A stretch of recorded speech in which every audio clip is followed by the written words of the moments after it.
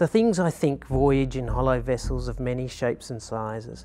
They are carried in ships fashioned by the gathered knowledge of others, clinker built with planks stripped from the material world, corked with stories we are told, and nailed with love and passion.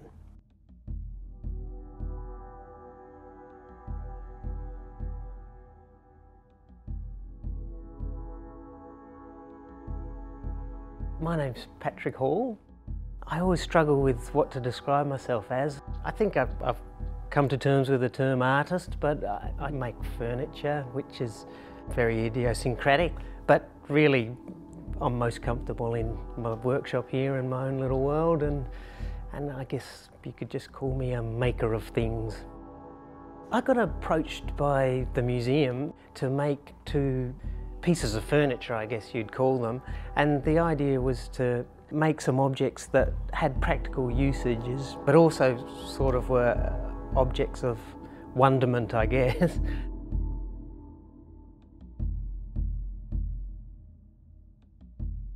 My idea was to, I sort of see it like a big human brain with all these different compartments, and it only makes sense when you sort of break it down into tiny bits. So these tiny bits kind of clink together and rub against each other and form this one sort of unwieldy opinion. It's really about the eclectic nature of a museum. A museum is sort of accumulated knowledge, and in a way the viewpoints of that knowledge changes over time. It's like us as humans, we sort of may have views we held once, but evidence and life experience changes those views.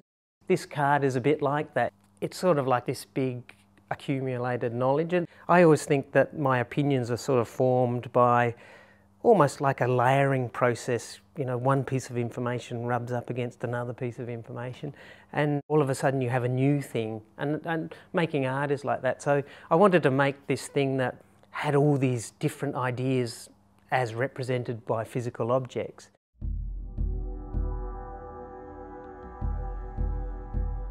One of the things that's influenced this project is the idea of the Wunderkammer, or Cabinet of Wonders, or Curiosities.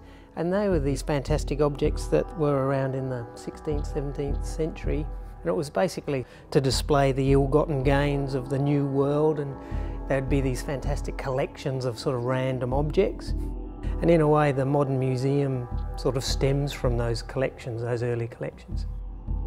I'm sort of a physical guy. I like to have materials and have them around me, and that usually is the starting point.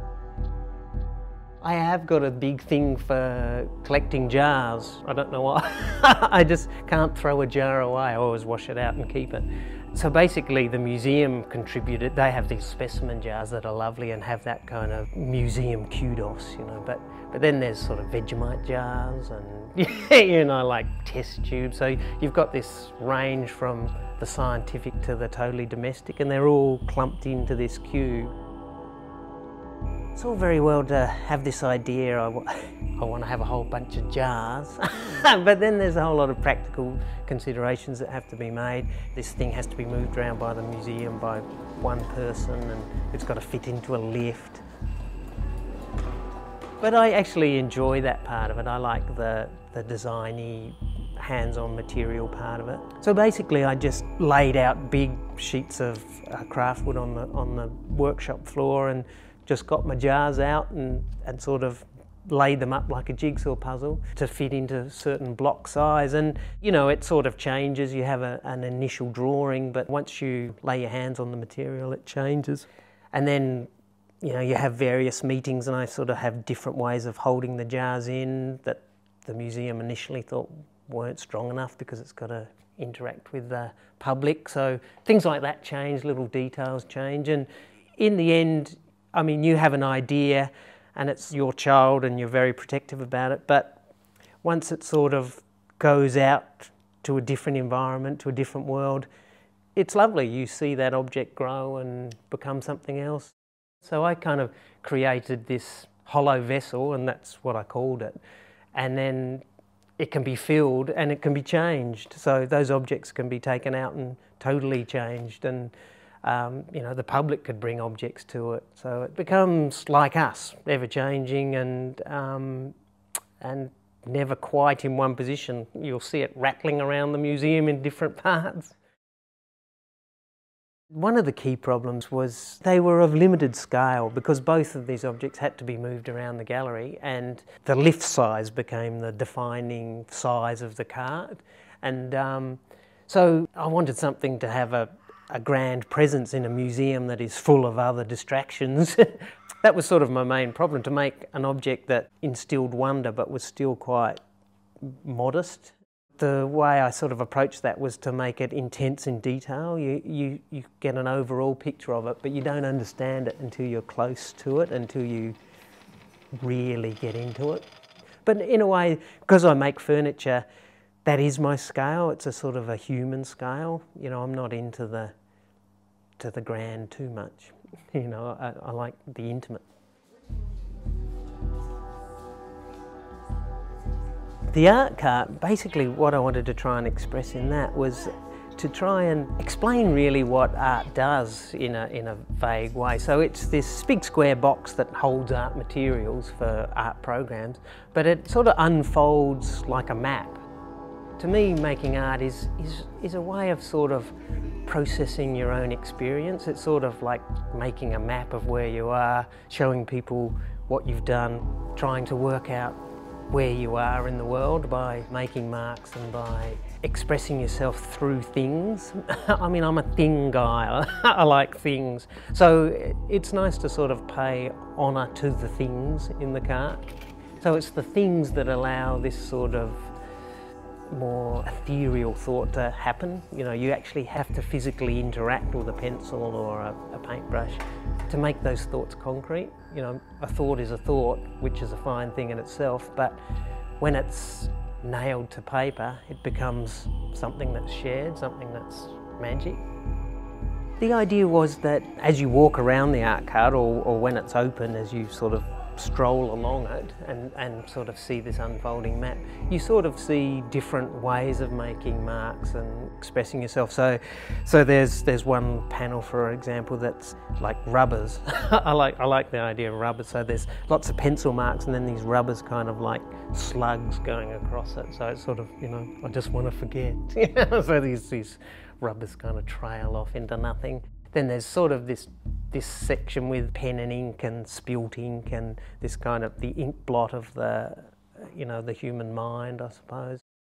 I basically just hoe in and hope it works, which is a dangerous thing to do. I mean, it's a leap of faith sometimes, and I think you have a picture in your mind and you head towards it, and sometimes you see the vista you thought you were going to see, and sometimes you don't.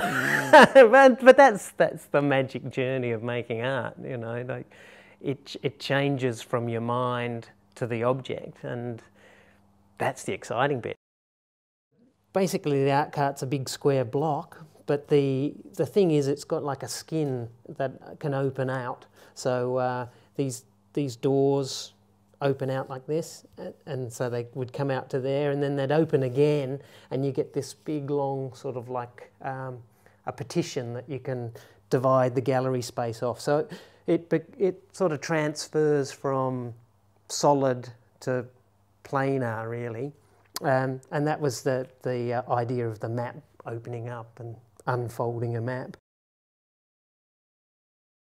I think I use text in my pieces because it is, for me, a very important part of sort of distilling what I want to say about the piece.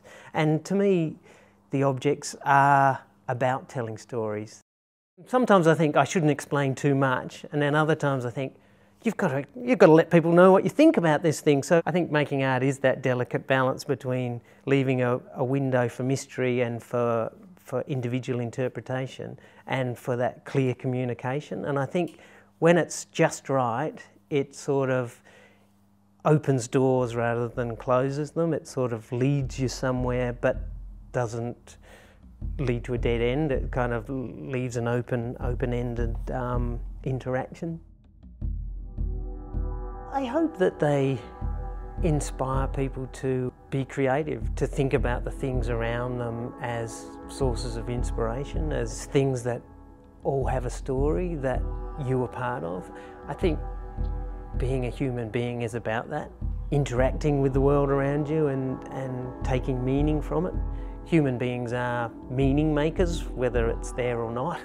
and I think hopefully that's what the carts will do. They'll inspire new directions. I want to write it down, I want to tell the story, to explain where I've been, to show what I've seen. I want to imagine a place, somewhere to go, to paint a picture, to draw a map, to make you understand what I know.